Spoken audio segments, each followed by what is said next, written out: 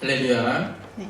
오늘 로마서 3장 1절에서 8절의 말씀을 가지고 말씀을 맡은 자들이 가야 할 길, 걸어가야 할 길에 대해서 우리 한번 아는 시간 되도록 하겠습니다.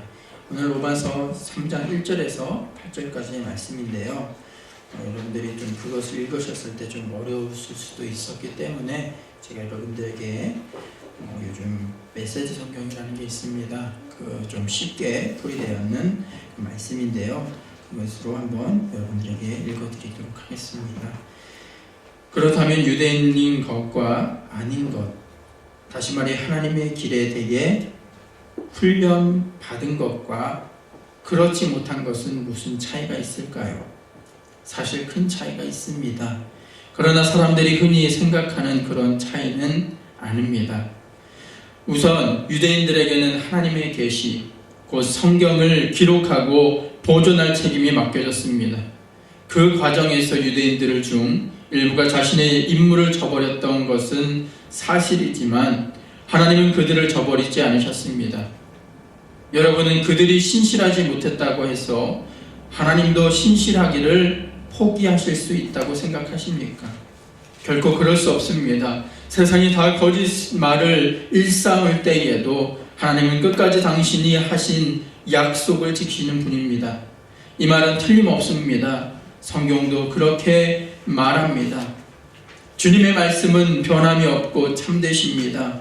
거부를 당해도 주님은 흔들리시지 않습니다.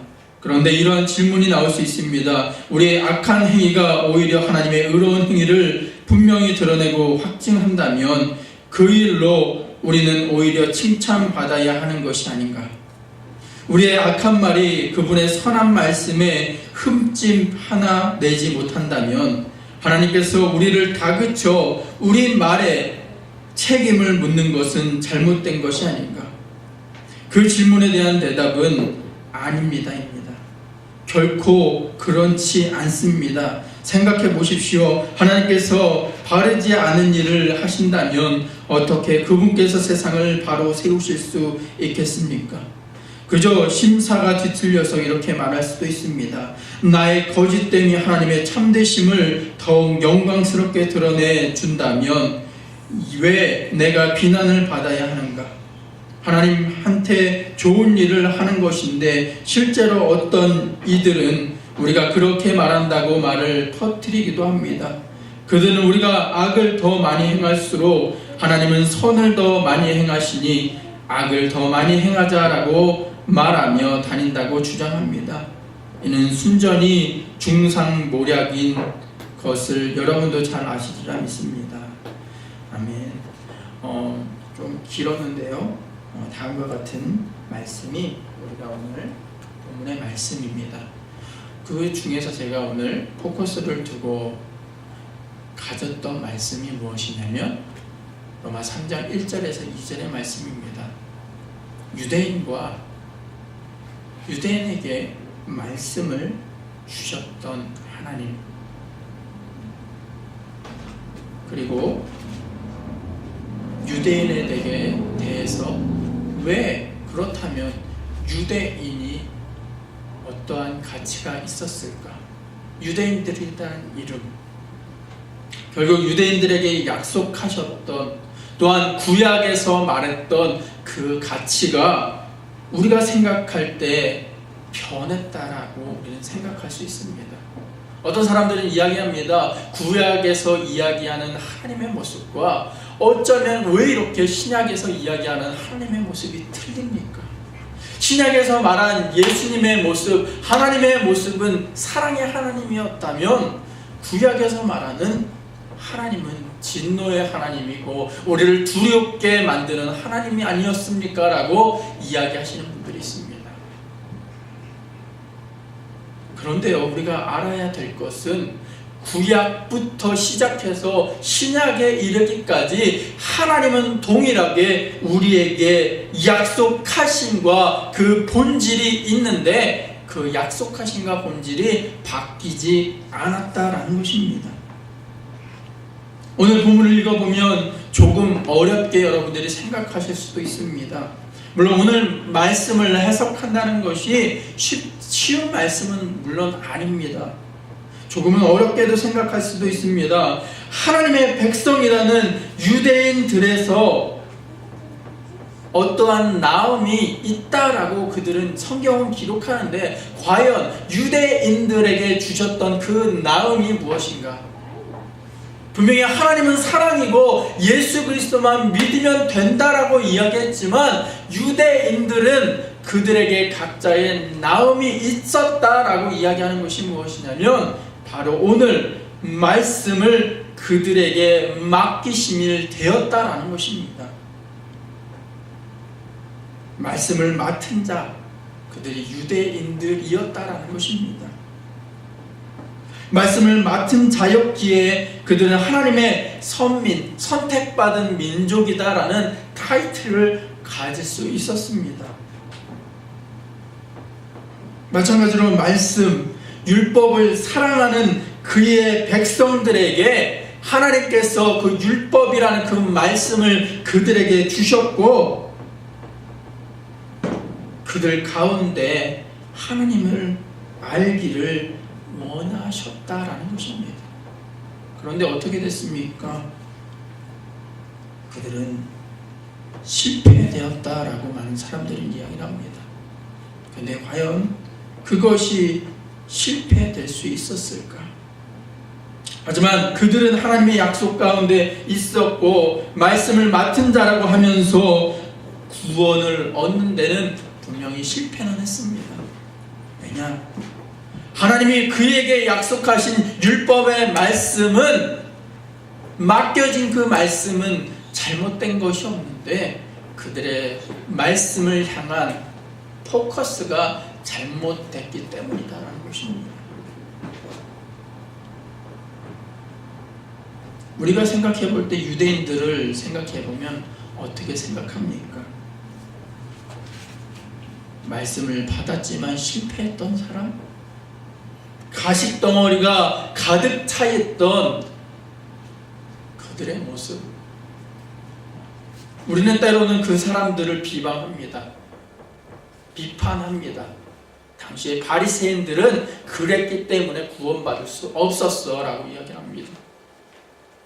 그런데 그들이 실패한 이유, 그런 가식 때문일까? 우리가 생각해 봅시다. 교회에서 여러분들이 예배드리고 말씀드리고 하는 것이 그들의 모습과 비교해 봤을 때 별반 차이가 없다라는 것입니다. 오히려 그들은 더욱더 말씀을 지키기 위해 노력했던 때로는 사람들이었습니다. 하루에 3번 이상씩 이스라엘 성전을 바라보며 기도했던 그들의 모습. 때가 되면 금식도 하고요, 때가 되면 자기의 죄가 있음을 생각하면서 번제도 드렸고 화목제도 드렸고 소제도 드렸던 그들의 모습, 어찌 보면 그들의 행실의 모습이 우리와 별반, 아니면 우리보다 더욱더 낫지 않았나 때로는 생각해 봅니다. 그런데 여러분들은 그들이 실패했다라고 과연 이야기할 수 있을까?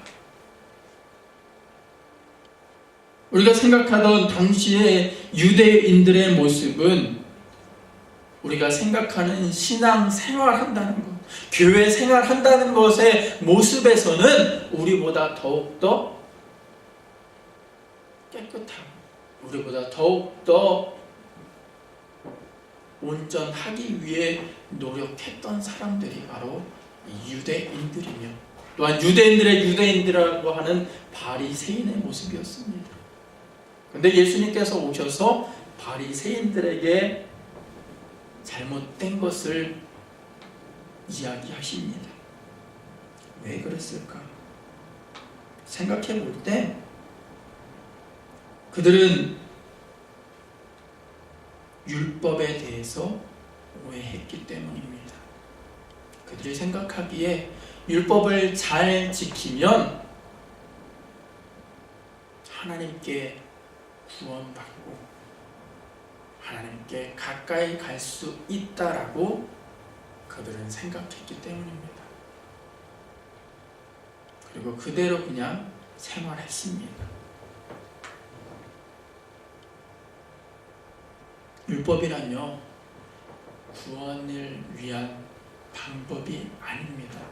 하나님이 그들에게 율법을 주신 것은 그 율법을 통하여 하나님 앞에 나와 내 자신을 다시금 율법을 통해서 바라보고 자신이 죄인임을 깨닫고 주님 앞에 나와서 회개하는 그 모습을 통해서 하나님 앞에 나아가기를 소망하셨던 예수님의 말씀, 하나님의 마음이 그 율법 가운데 있었습니다.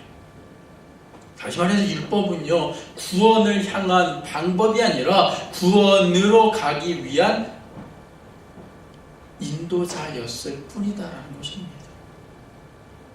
여러분 잘 들으시길 바랍니다. 우리가 교회 생활하고 교회에서 예배 드리고 말씀 듣고 기도한다는 것, 그 자체가 참 중요하고 거룩하고 귀한 것이지만 그것이 구원으로 가기 위한 방법이 되지는 않는다라는 것입니다. 하나님을 알기 위해 예수 그리스도를 만나기 위한 방법과 하나의 도구적인 과정일 뿐이지 그것이 우리를 구원시켜주지 못한다라는 것입니다. 결국 그들에게 말씀이 맡겨졌지만 그 말씀이 길을 인도하는 것밖에는 되지 못하였는데 그 말씀을 지키고 그 말씀대로 행하는 것으로 말미암아 자신들은 구원받았고 하나님의 백성이다라는 교만이 그들에게 싹 떴기 때문에 바로 예수 그리스도께서 다시 오심으로 인해 새 언약이 완성되기 위해 예수를 다시금 보내주셨다라는 것입니다. 그런데 우리의 모습 속에서, 교회의 모습 속에서도 이러한 모습을 너무나 찾아봅니다. 우리가 비판했던 바리새인들의 모습, 우리가 비판했던 유대인들의 모습이 지금 교회에서도 너무나 많이 일어난다는 것입니다. 김영국이라는 목사님이 쓰신 교회 안에 거짓말이라는 책이 있습니다. 그 책을 보면요, 우리 교회가 구원과 믿음에 대한 거짓말은 물론 그리스도인들의 삶과 교회에 대한 거짓말로 인해 심각한 문제를 만들고 있다라고 그는 이야기합니다. 다음과 같은 그의 내용이 있는데요, 세 가지의 거짓말이 있다라고 합니다. 첫째로는 구원과 믿음에 대한 거짓말이 교회에서 일어나고 있다. 그 내용은 뭐냐면 여러분들은 많이 들어보고 때로는 공감 가는 것입니다. 예수 믿으면 복을 받습니다. 맞는 말입니다. 근데 어떤 복을 받냐? 그것이 틀리다라는 것입니다. 성경에서 말하는 복은 하나님 앞에 연합하는 복, 하나님의 동행함으로 인해 주님 그리스도인이 되기 위한 그러한 복된 은혜가 우리에게 있게 되는 것이 복인데, 많은 교회들이 지금까지 우리가 80년대, 7, 80년대 교회가 성장했을 때 많은 분들이 이야기했던 복의 근원은 세상적인 복이었다라는 것입니다. 그리고 또 한 같은 그런 거짓말을 한다고 하는 것입니다. 일단 믿어보시기 바랍니다. 많이 들어봤죠? 교회에서 일단 믿어보세요. 그리고 믿고 기도하면 응답받습니다. 구원의 확신이 있으십니까? 라고 이야기를 합니다. 근데 그것이 우리를 참 헷갈리게 하는 말이다라는 것입니다. 분명히 이 말은 은혜되는 말이고 좋은 말인데, 맞는 말인데 잘못되게 해석되어서 우리에게 지금도 가르쳐주고 있다라는 것입니다. 그리스도인들의 삶에 대한 또 거짓말이 있다라고 합니다. 믿음은 좋은데 왜 저래? 제가 아직 덜 죽은 것 같아. 제가 아직 덜 죽었기 때문에 그런 것 같습니다 라고 또 신앙인들은 이야기합니다. 또 마음은 원인으로 돼 육신이 약하기 때문입니다. 모든 것을 하나님께 영광 돌립니다라는 또한 그런 성도들의 이빨린 거짓말을 많이 한다라는 것입니다. 세 번째로는요, 교회에 대한 거짓말이 있다라고 합니다. 지상의 교회는 어차피 완전하지 않아. 그리고 사람을 왜 봐? 하나님을 보고 다녀야지. 이런 말을 또 한다고 합니다. 그리고 그 교회에 부흥했대. 이런 말을 하고 다닙니다. 그리고 난 목사님이 아니라 난 평신도니까 또 그런 말을 하고 다닌다고 합니다. 여러분, 이것 들으면 어떻게 생각하십니까? 우리가 흔히 교회에서도 많이 사용하는 문장 중에 하나입니다. 당연하게 그것이 받아들여지게 됩니다. 물론 이것은 고의로 만들어진 것이 아닙니다. 물론 100% 이것이 거짓말이다라고 이야기할 수도 없습니다. 우리가 신앙적인 관점으로 보면 이것이 맞지만 우리가 신앙적인 영적인 상태를 가지고 이러한 단어들, 이러한 문장들을 쓰지 않기 때문에 문제가 일어난다는 것입니다. 거짓말이요, 진짜 잘하는 거짓말이 어떤 거짓말이냐면 약간의 진실과 약간의 거짓이 섞여 있는 것이 진정한 사기꾼들의 모습이다라고 합니다.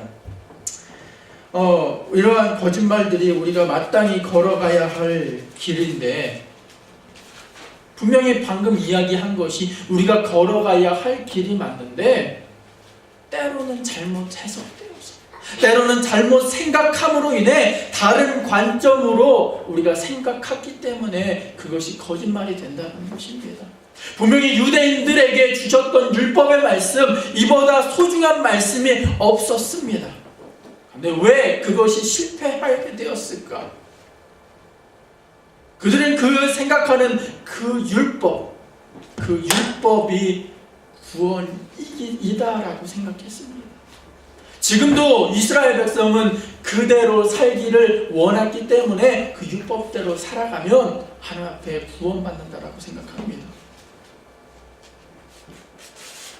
그런데요, 하나님이 그 실패한 모습을 아시고 예수 그리스도를 보내주셔서 예수를 통해서 다시금 말씀이 완성되게 하시고 복음이 완성되게 해주셨다는 것입니다.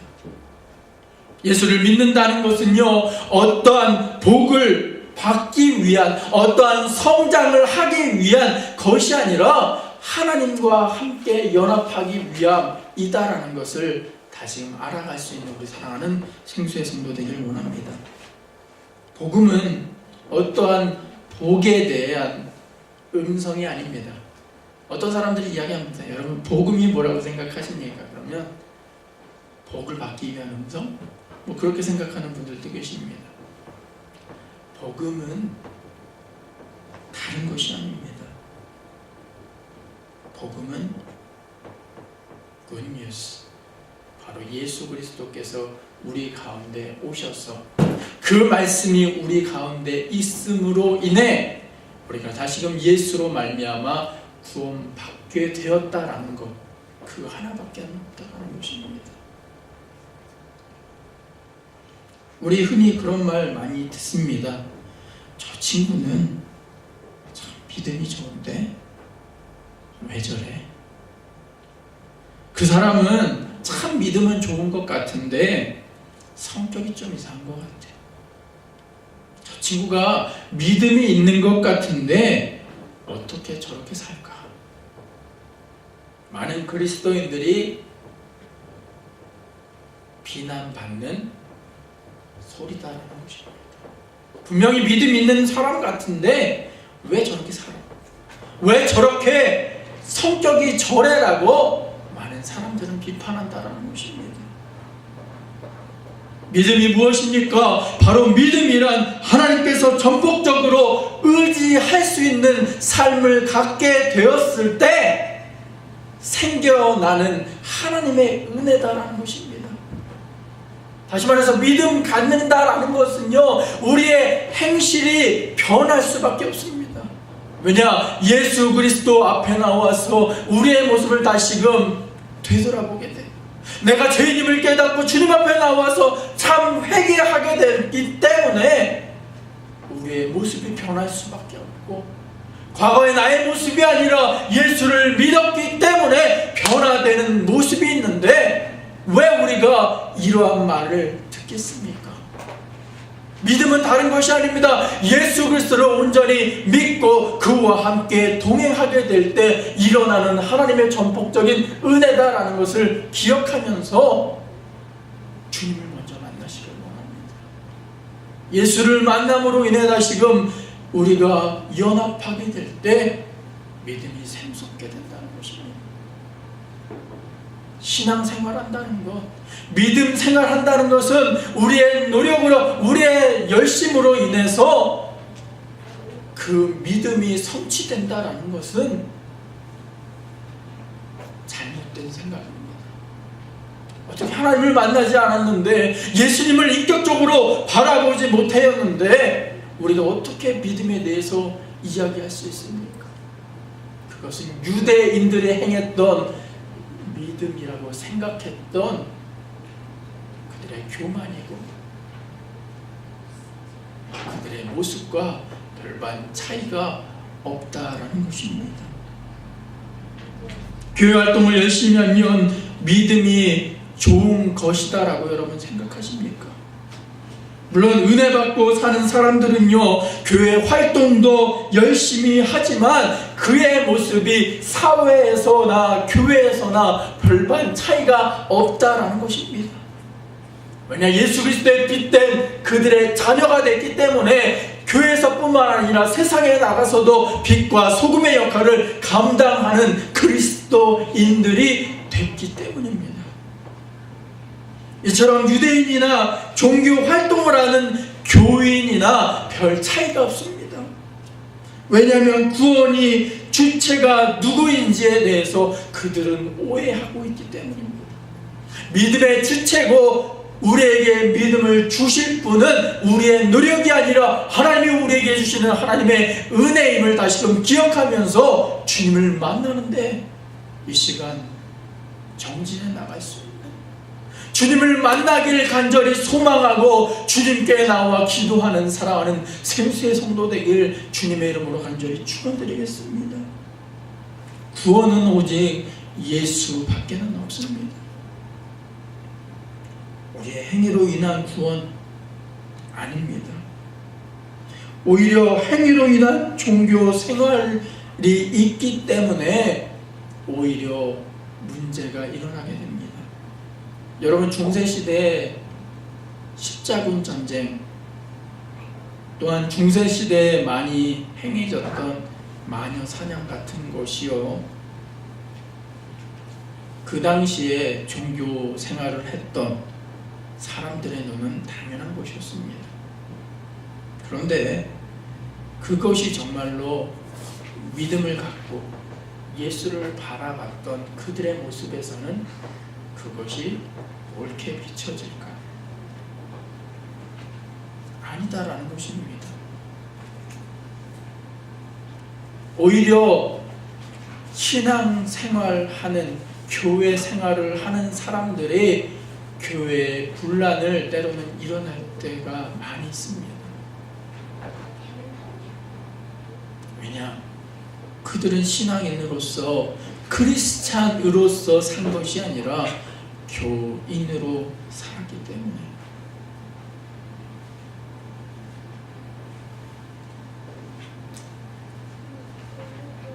근데 여러분, 또 아이러니컬하게도 여러분, 과연 율법이 필요 없었을까? 여러분 생각해 볼 때 유대인들에게 말씀이 맡겨졌다라고 이야기를 합니다. 여기서 맡겨졌다라는 뜻은요, 우리가 취하는 것이 아니라 하나님께서 그들에게 주신 하나님의 말씀이 되었다라는 것입니다. 본문의 말씀을 보면 능동태로 쓰여진 것이 아니라 수동태로 쓰여졌습니다. 다시 말해서 우리가 취한 이 말씀이 행동하시는 하나님과 약속하시는 하나님, 설명하시는 하나님께서 주시는 하나님의 은혜로 인한 말씀이 바로 이 율법이었다라는 것입니다. 그래서 결국 율법이 그들에게 구원을 주지는 못해도 그들이 어떠한 길을 인도해 나가야 할지를 주신 순서와 같았다라는 것입니다.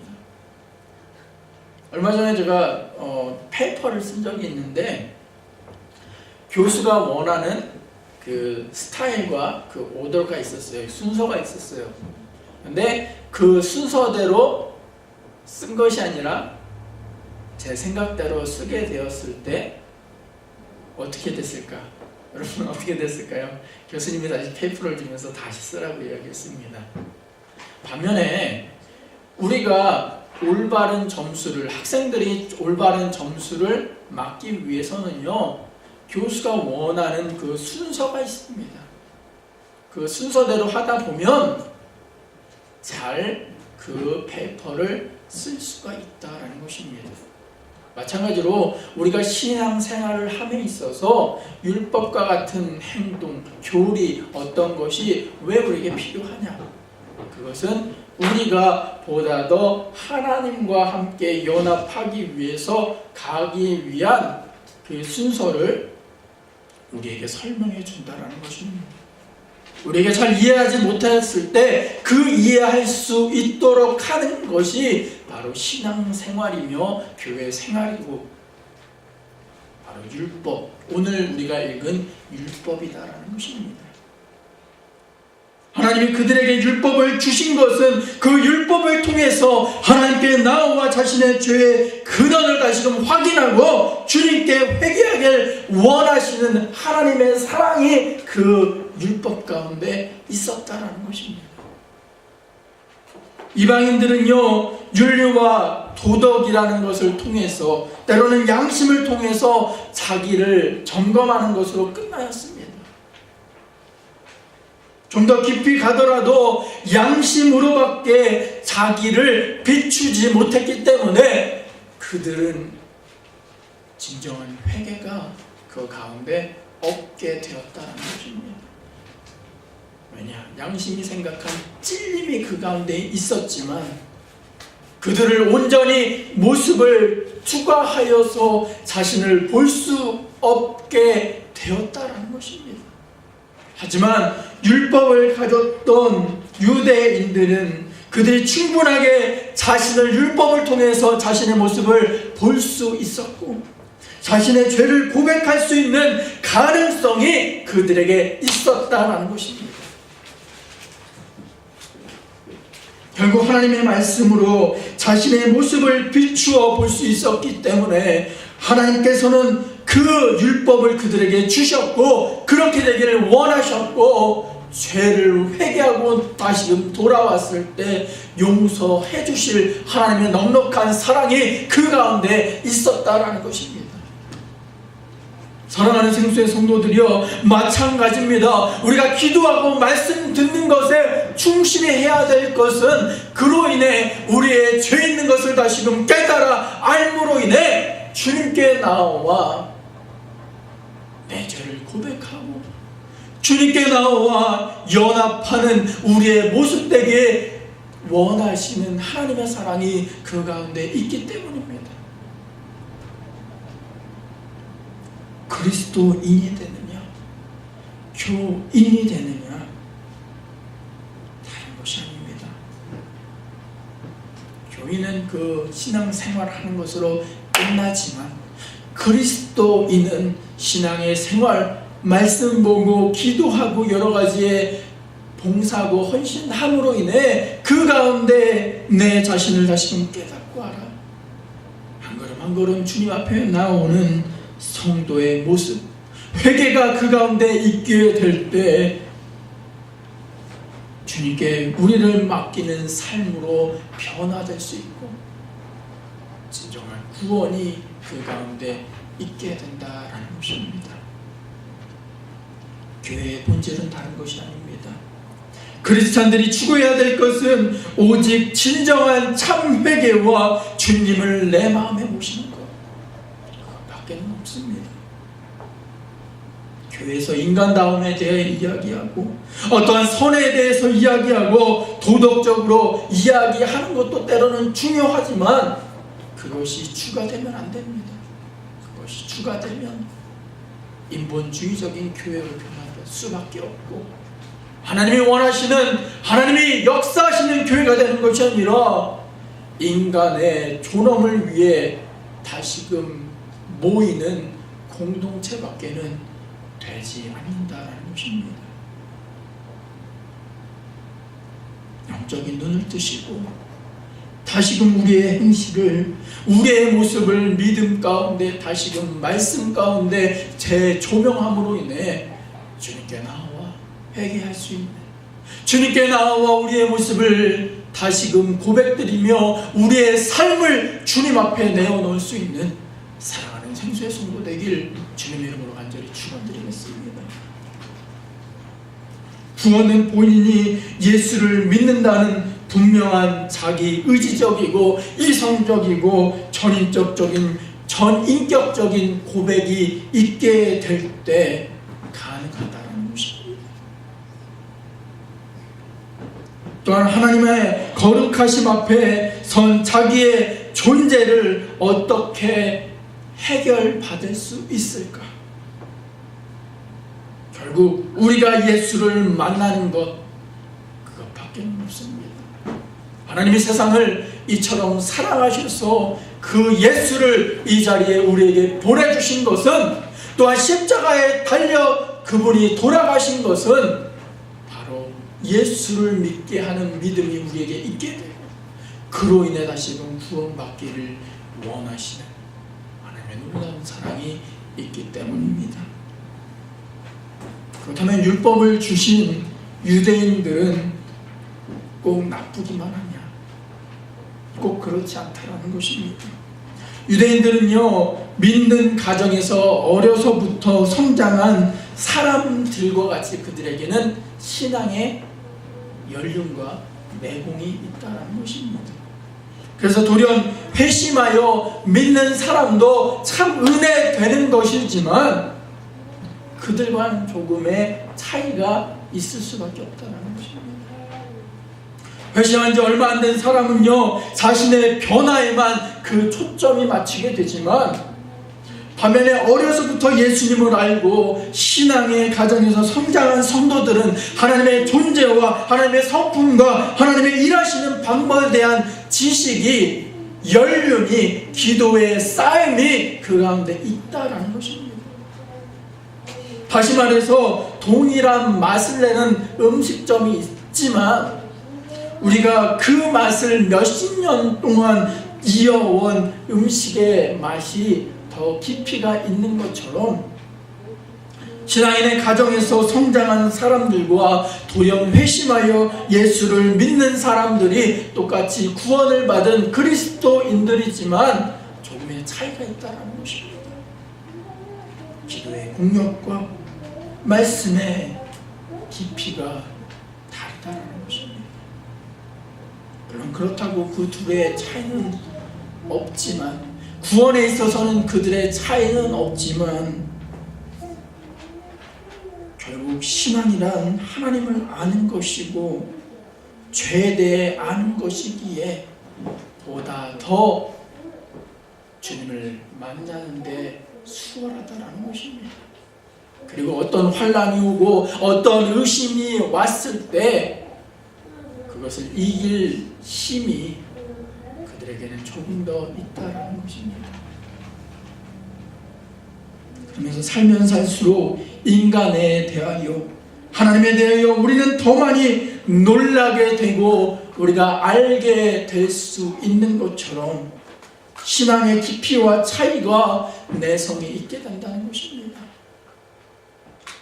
여러분들 결혼 생활을 여러분 하시지만 신혼이었던 사람들은 물론 열정적으로 사랑하는 그 관계가 있습니다. 하지만 몇십 년 결혼했던 그 사람들의 그 삶의 과정에는 좀 차이가 있다는 것을 여러분들도 아실 것입니다. 왜냐? 몇십 년 걸쳐서 부부 생활을 하면서 때로는 그 가운데 아픔이 있을 때도 있고, 때로는 그 사랑도 있을 때도 있고, 때로는 그 가운데 슬픔도 있지만 그것을 이겨내었을 때 더욱더 단단한 부부 가정이 되는 것처럼 우리의 신앙도 마찬가지다라는 것입니다. 그러면 우리가 먼저 신앙인으로서 주님을 만나 회개함으로 주님을 모심으로 구원을 받는 것이 먼저는 우리가 첫째가 되어야 되고요. 둘째로는 우리에게 필요한 것은 그 신앙이 끊임없이 계속적으로 대를 거쳐 이어나가도록 우리의 신앙을 지키는 것도 필요하다라는 것입니다. 오늘 우리가 읽은 본문의 말씀 로마 3장 1절에서 8절의 말씀을 가지고 다른 말을 한 것이 아닙니다. 딱 두 가지의 말씀을 왜 우리에게 주셨을까? 바로 말씀을 우리에게 주신 것, 그 말씀을 통해 우리의 자신을 비추어보고 주님과 함께 다시금 앞에 나와서 회개하고 주님과 함께 연합하길 원하시는 하나님의 사랑이 그 가운데 있다라는 것입니다. 그리고 유대인들이 이방인과는 조금 다른 것은 다른 것이 아니라 오랜 음식이 그 진한 국물 맛을 내는 음식으로 변하듯이 우리도 신앙의 연륜을 쌓음으로 인해 보다 더 주님을 아는 깊이와 그 말씀의 깊이가 있는 신앙인의 모습을 되길 원하시는 하나님의 뜻이 있다라는 것입니다. 우리 그걸 기억하면서 우리 주님만 바라보고 우리의 신앙을 다시금 성숙해 나갈 수 있는 저와 여러분 되길 주님의 이름으로 간절히 축원드리겠습니다. 같이 기도하겠습니다. 할렐루야. 사랑과 은혜가 충만하신 주님 너무나 감사를 드립니다. 오늘 로마 3장